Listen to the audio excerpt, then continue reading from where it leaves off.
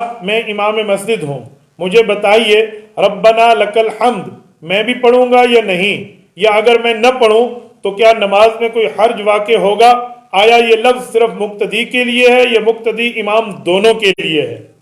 حافظ صاحب، سمی اللہ لمن حمیدہ ربنا لکل حمد، یہ جو ربنا لکل حمد کا جملہ ہے یہ مقتدی بھی پڑھیں گے، امام بھی پڑھے گا۔ یہ بات آپ ذہن میں رکھیں، امام کو اس کا پڑھنا افضل بتایا گیا ہے۔ ہاں اگر امام نہیں پڑھتا تو یہ نہیں کہا جائے گا کہ اس کی نماز ہی نہیں ہوئی۔ سنت کی پابندی اس نے نہیں کی، ثواب میں کچھ کمی تو واقع ہو سکتی ہے، نماز ادا ہو جائے گی، لیکن بہتر ہے سمی اللہ لمن حمیدہ کے بعد مقتدی بھی ربنا لکل حمد کہیں اور امام بھی ربنا لکل حمد کہے۔ اسی لیے بہتر ہے، حضرت عائشہ رضی اللہ تعالی عنہ کی حدیث پاک بھی اس طرح کی موجود ہے کہ رسالت مآب علیہ الصلوۃ والسلام نے ربنا لکل حمد فرمایا ہے۔ نماز میں سجدہ کرتے وقت اگر دونوں پاؤں زمین سے اٹھ جائیں تو کیا نماز ہو جائے گی یا ٹوٹ جائے گی؟ بھائی محمد نعمان، سجدہ کے دوران آپ کے اعضاء جو زمین پر لگے رہے نا، ان میں ماتھا بھی ہے، ان میں ناک بھی ہے، ان میں 2 ہاتھ بھی ہیں، ان میں 2 گھٹنے بھی ہیں، 2 پاؤں بھی ہیں۔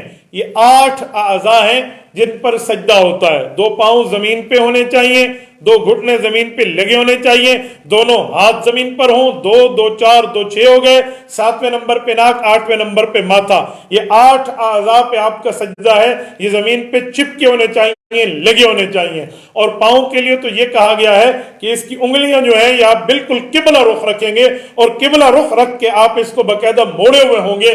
یہ اس طریقہ مسنون ہے اور سنت کے مطابق ہے۔ ہاں اگر کوئی انگلیاں نہیں موڑتا، موڑ سکتا تھا، ایک ہے تکلیف ہے، نہیں موڑ سکتا تو کوئی نہیں پرابلم، لیکن ایک بندہ موڑ سکتا ہے پھر بھی نہیں موڑتا تو ایک تو سنت کی مخالفت ہو رہی ہے، دوسرا تجربہ یہ ہے کہ ہو سکتا ہے اس کی کمر میں درد ہو جائے۔ کیوں؟ جو کمر کے درد کی ورزشیں ہیں جو ڈاکٹر حضرات بتاتے ہیں ان میں انگلیوں کا موڑنا بھی ہے۔ قربان جائیں رسالت مآب علیہ الصلوۃ والسلام پہ جنہوں نے 1400 سال پہلے آپ کے اور میرے لیے نماز میں انگلیاں موڑنے کا طریقہ مسنون قرار دے دیا، جس میں عبادت خدا بھی ہو رہی ہے اور جسم کی ورزش بھی ہو رہی ہے اور اس سنت کی اتباع بھی ہو رہی ہے۔ تو اس لیے بہتر ہے آپ اس طرح کریں۔ لیکن کوئی آدمیوں کی عادت ہوتی ہے وہ سجدے کے اندر اپنے پاؤں کو اٹھا لیتے ہیں۔ جب سجدے میں پاؤں اٹھ جائے تو اس کی 2 باتیں ذہن میں رکھیں۔